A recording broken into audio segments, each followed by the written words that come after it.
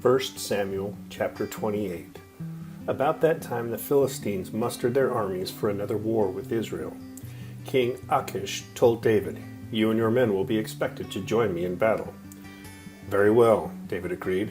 "Now you will see for yourself what we can do." Then Achish told David, "I will make you my personal bodyguard for life." Meanwhile, Samuel had died, and all Israel had mourned for him. He was buried in Ramah, his hometown.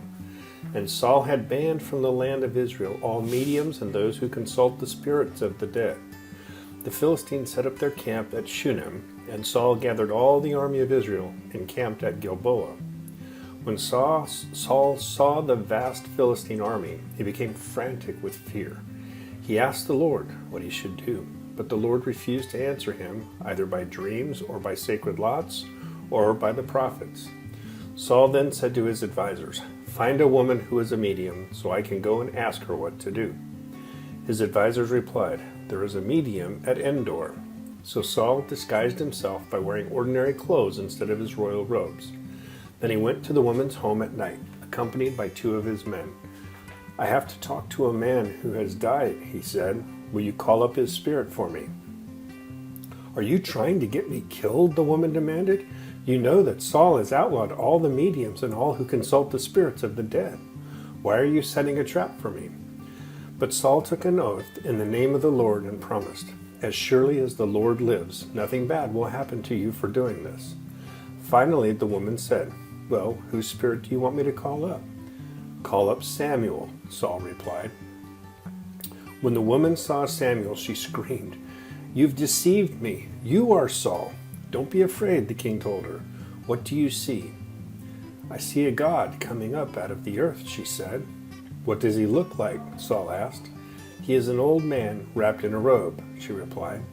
Saul realized it was Samuel, and he fell to the ground before him. "Why have you disturbed me by calling me back?" Samuel asked Saul. "Because I am in deep trouble," Saul replied. "The Philistines are at war with me, and God has left me, and won't reply by prophets or dreams. So I have called for you to tell me what to do." But Samuel replied, "Why ask me, since the Lord has left you and has become your enemy? The Lord has done just as he said he would. He has torn the kingdom from you and given it to your rival David. The Lord has done this to you today because you refused to carry out his fierce anger against the Amalekites. What's more, the Lord will hand you and the army of Israel over to the Philistines tomorrow, and you and your sons will be here with me. The Lord will bring down the entire army of Israel in defeat."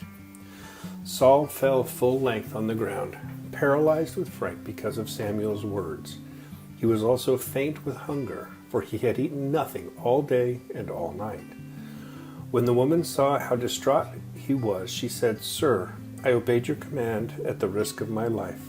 Now do what I say, and let me give you a little something to eat so you can regain your strength for the trip back." But Saul refused to eat anything. Then his advisers joined the woman in urging him to eat. So he finally yielded and got up from the ground and sat on the couch.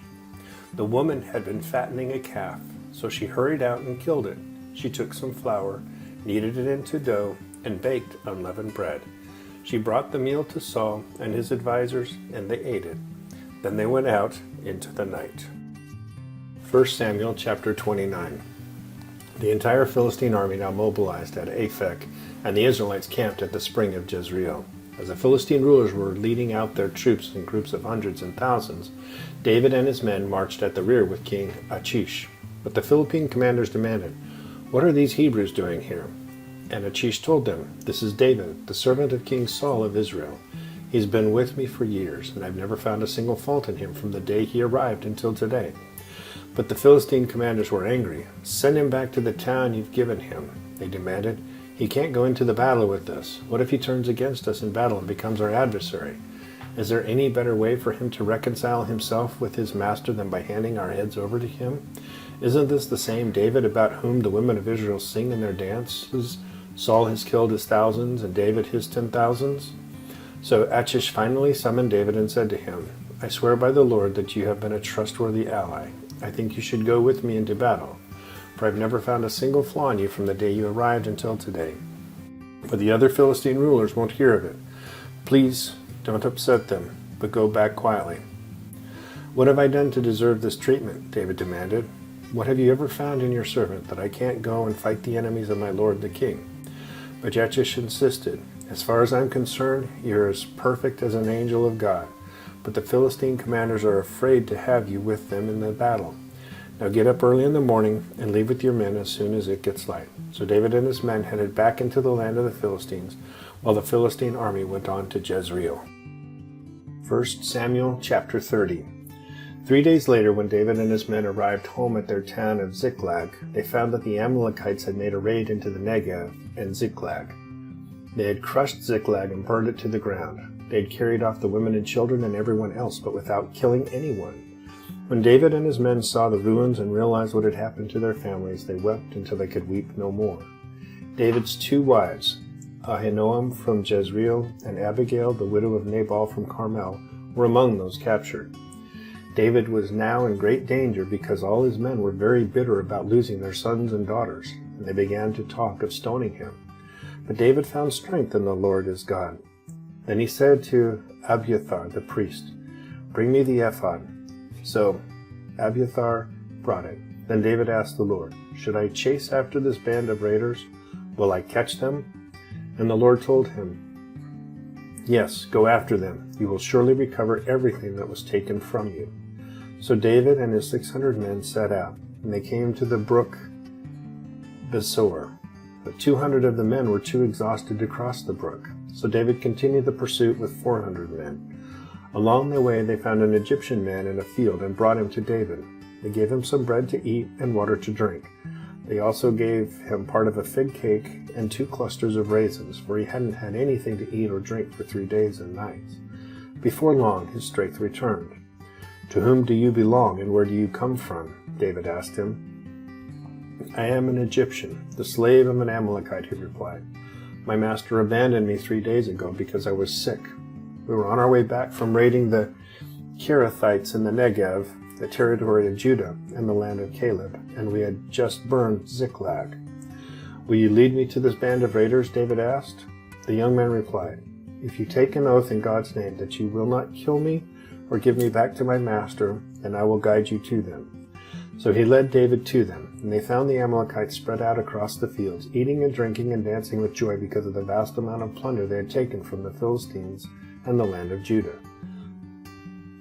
And David and his men rushed in among them and slaughtered them throughout the night and the entire next day until evening. None of the Amalekites escaped except 400 young men who fled on camels. David got back everything the Amalekites had taken, and he rescued his 2 wives. Nothing was missing, small or great, son or daughter, nor anything else that had been taken. David brought everything back. He also recovered all the flocks and herds, and his men drove them ahead of the other livestock. "This plunder belongs to David," they said. Then David returned to the brook Besor and met up with the 200 men who had been left behind because they were too exhausted to go with him. They went out to meet David and his men, and David greeted them joyfully. But some evil troublemakers among David's men said, "They didn't go with us, so they can't have any of the plunder we recovered. Give them their wives and children and tell them to be gone." But David said, "No, my brothers, don't be selfish with what the Lord has given us. He has kept us safe and helped us defeat the band of raiders that attacked us. Who will listen when you hear like this? We share and share alike, those who go to battle and those who guard the equipment." From then on, David made this a decree and regulation of Israel, and it is still followed today. When he arrived at Ziklag, David sent part of the plunder to the elders of Judah, who were his friends. "Here is a present for you, taken from the Lord's enemies," he said. The gifts were sent to the people of the following towns David had visited: Bethel, Ramoth Negev, Jeter, Aror, Sifmoth, Eshtemoa, Rekal, the towns of the Jerahmeelites, the towns of the Kenites, Hormah, Borishan, Athach, Hebron, and all the other places David and his men had visited. 1 Samuel chapter 31. Now the Philistines attacked Israel, and the men of Israel fled before them. Many were slaughtered on the slopes of Mount Gilboa. The Philistines closed in on Saul and his sons, and they killed 3 of his sons, Jonathan, Abinadab, and Malchishua. The fighting grew very fierce around Saul, and the Philistine archers caught up with him and wounded him severely. Saul groaned to his armor-bearer, "Take your sword and kill me before these pagan Philistines come to run me through and taunt and torture me." But his armor-bearer was afraid and would not do it. So Saul took his own sword and fell on it. When his armor-bearer realized that Saul was dead, he fell on his own sword and died beside the king. So Saul, his 3 sons, his armor-bearer, and his troops all died together that same day. When the Israelites on the other side of the Jezreel Valley and beyond the Jordan saw that the Israelite army had fled and that Saul and his sons were dead, they abandoned their towns and fled. So the Philistines moved in and occupied their towns. The next day, when the Philistines went out to strip the dead, they found the bodies of Saul and his 3 sons on Mount Gilboa. So they cut off Saul's head and stripped off his armor. Then they proclaimed the good news of Saul's death in their pagan temple and to the people throughout the land of Philistia. They placed his armor in the temple of the Ashtoreths, and they fastened his body to the wall of the city at Bethshan.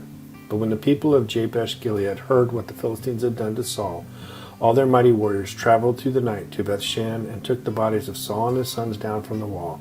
They brought them to Jabesh, where they burned the bodies. Then they took their bones and buried them beneath the tamarisk tree at Jabesh, and they fasted for 7 days.